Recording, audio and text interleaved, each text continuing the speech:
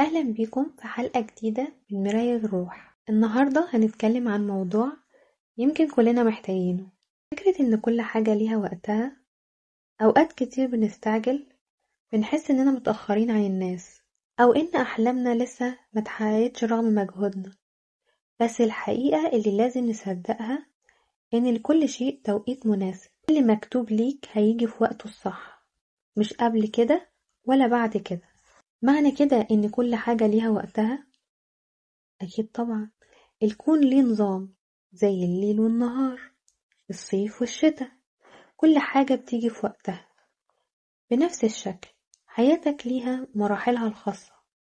في وقت للتعليم، ووقت للتجربة، ووقت للفشل، ووقت للنجاح. اللي بيحصل معاك دلوقتي مش صدفة، لكنه جزء من الطريق اللي بيجهزك للمرحلة الجاية.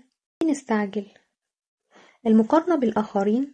لما تشوف حد نجح قبلك، وضغوط المجتمع والعيلة، لازم تتجوزي في سن معين، لازم تحققي كذا قبل سن ال30.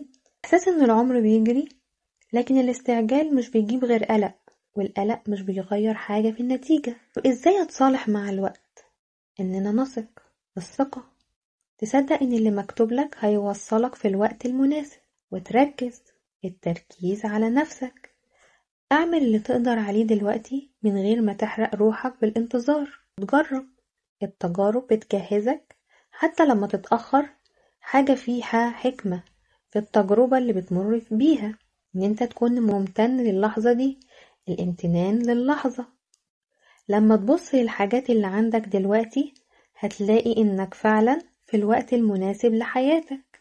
تعالوا مثلا نحكي زي في جنينة مليانة ورد، كل الورد فتح في الربيع إلا وردة واحدة بس فضلت مقفولة، والكل افتكر وقتها إن الوردة دي مش هتظهر. لكن لما جه الصيف فتحت بأجمل شكل، والكل وقف يبص عليها. هنا نتعلم ايه من اللي حصل ده؟ إن ممكن وقتك يجي متأخر عن غيرك، بس هيكون أجمل وقت ليك. طب تيجوا نشوف قصة تانية. كان في شاب نفسه يسافر يدرس بره، لكن الظروف منعته. زعل جدا وحس ان حلمه ضاع.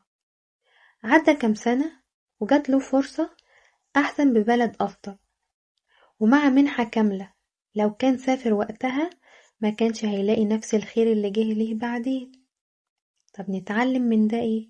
ان التأخير مش حرمان، ساعات هو الترتيب للحاجات اللي هتجيلنا بعد كده بتكون احسن. طب تيجوا نشوف قصة كمان. النحل مش بيعمل العسل في يوم واحد، ده بيجمع الرحيق، وبعدين بينقله ويشتغل ويستنى، وبعد شهور يطلع عسل نقي. طب نتعلم من ده ايه؟ انه اللي قيمته كبيرة بياخد وقته. هنعمل خطوات عملية زي ايه؟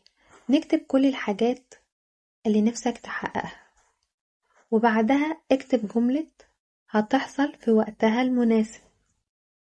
كل يوم مارس عادة بسيطة، 10 دقايق هدوء أو كتابة لمشاعرك. افتكر دايما انت مش متأخر، انت في ميعادك الخاص بتاعك انت. وفي النهاية افتكر انك مش مطالب تكون زي حد. انت ليك وقتك، وليك رحلتك، وليك خطواتك الخاصة. لو حلمك اتأخر شوية، صدقني لما هيجي أجمل وأحلى مما كنت تتوقع. وخلي شعارك دايما انت كل حاجة ليها وقتها. وبكده نكون خلصنا حلقتنا. استنوني في الحلقة الجاية من مراية الروح، وما تنسوش تشاركوا الحلقة مع كل اللي تعرفوهم، وقولولي رأيكم في التعليقات في الحلقة دي. أشوفكم على خير، وأشوفكم دايما في سعادة وهنا ورضا من الرحمن.